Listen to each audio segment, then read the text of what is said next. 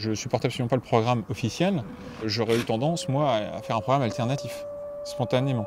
Et je me rends compte qu'il n'est pas nécessaire. Donc du coup, on a beaucoup moins la pression à se dire on a à être plus malin que les X pédagogues patentés qui ont défini le programme officiel qui change tous les ans, qui change tous les 2 ans, et ce qui était vrai 5 ans après devient une hérésie, quoi.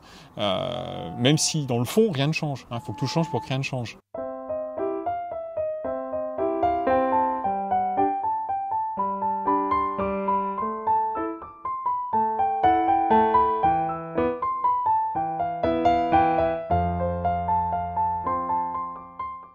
Dans la socioculture, si j'adopte les règles, les principes et les valeurs d'une socioculture, je suis intégré et puis je survis. Parce que si je ne fais pas ça, je suis rejeté, je suis battu. Enfin, c'est la galère, vous savez.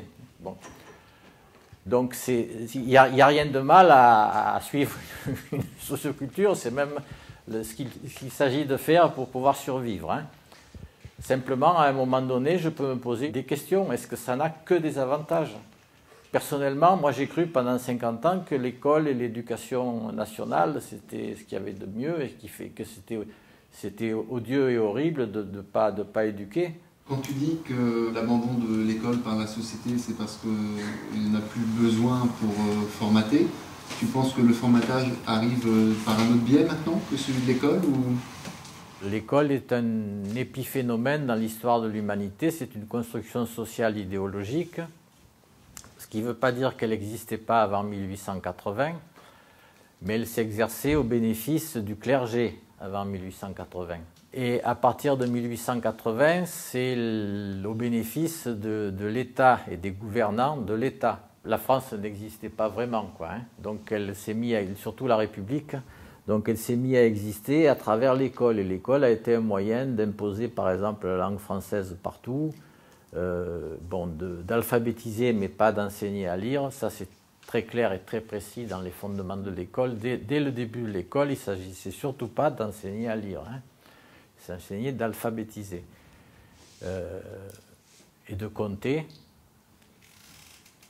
et peut-être d'écrire, mais surtout pour les mandarins, c'est-à-dire les dominants, puisque la langue écrite c'est un autre sujet, mais la langue écrite est la langue des pouvoirs en général, religieux, politiques, etc.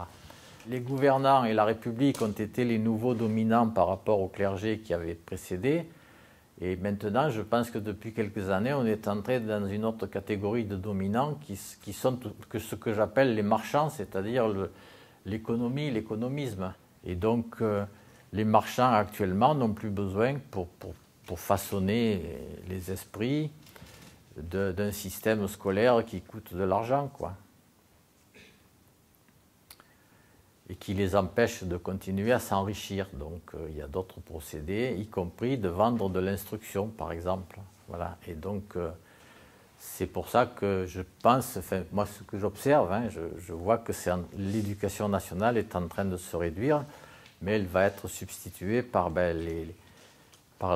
les moyens de communication mal nommés, puisque ce n'est pas une communication, hein, les moyens d'information de masse, que sont la presse et que sont les télévisions et qui sont, enfin, je crois que c'est clair, hein, ils sont contrôlés par les puissances d'argent et les politiques sont obligés de passer par ça pour pouvoir se faire élire et réélire, et donc ils sont à la merci des marchands.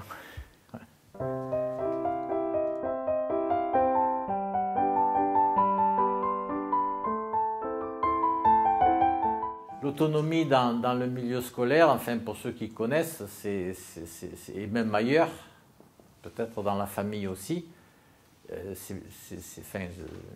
j'espère que je ne révèle pas de secret, hein, c'est que l'autre fasse tout seul ce que j'avais envie qu'il fasse. C'est ça l'autonomie à l'école, c'est que tu vas au CDI ou tu vas, enfin, je ne sais pas où, et puis tu vas faire ton devoir tout seul. Ou maintenant, tiens, de 8 à 9, ça y est, vous faites vos devoirs en autonomie. Mais bon, j'ai rien changé là, hein. Il y a beaucoup de choses qui me sont utiles ou qui m'auraient été utiles et que je n'ai pas apprises à l'école, quoi. grâce au fait que j'ai eu le bac et que je sois à l'université, j'ai eu une ouverture incroyable sur le monde. Est-ce que je ne peux pas obtenir cette ouverture sur le monde sans passer par l'école? Est-ce qu'il n'y a pas d'autres voies, d'autres procédés, d'autres façons? Est-ce que j'ai la possibilité au moins de douter du fait que c'est seulement l'école qui peut me donner ça? Et est-ce qu'il n'y aurait pas des moyens plus économiques que l'école d'avoir cette ouverture sur le monde? Je pense que les avantages que j'attribue à l'école d'une manière générale, sont tout à fait discutables. Ça veut dire qu'il s'agit de les discuter, il s'agit de les approfondir, parce qu'il y a toujours effectivement des arguments pour l'école. Je reçois les arguments pour l'école et je dis discutons-les. Parce que les avantages que jusqu'à présent on essaie de me montrer par rapport à l'école, je ne vois pas pourquoi je ne peux pas les obtenir autrement. Et si j'observe quelques cas particuliers et minoritaires qui sont tolérés parce qu'ils sont minoritaires, sinon ils ne seraient pas tolérés, c'est que on peut arriver à des résultats semblables, même supérieurs, en 2 fois moins de temps, quoi. Moi, si vous voulez, moi je peux vous raconter mon expérience personnelle. J'ai eu, comme peut-être beaucoup d'entre vous, 7 ans d'anglais, de cours d'anglais. Bon, voilà, c'est pas la peine que je continue l'histoire, hein. Nous voulons contrôler quelque chose qui se fait tout seul, quoi. C'est ma position en ce qui concerne apprendre. Apprendre, c'est quelque chose de naturel. Et si j'apprenais pas, je ne survivrais pas. Donc c'est le signe que j'apprends à tout instant et toute ma vie. Et que je peux apprendre indéfiniment, il n'y a aucune limite. Et là-dessus, je plaque une institution qui va organiser mon apprendre. Et qui en fait, sous le prétexte d'organiser mon apprendre, alors que c'est quelque chose que je peux faire tout à fait librement et spontanément, va en réalité me contrôler mon apprendre, bien sûr.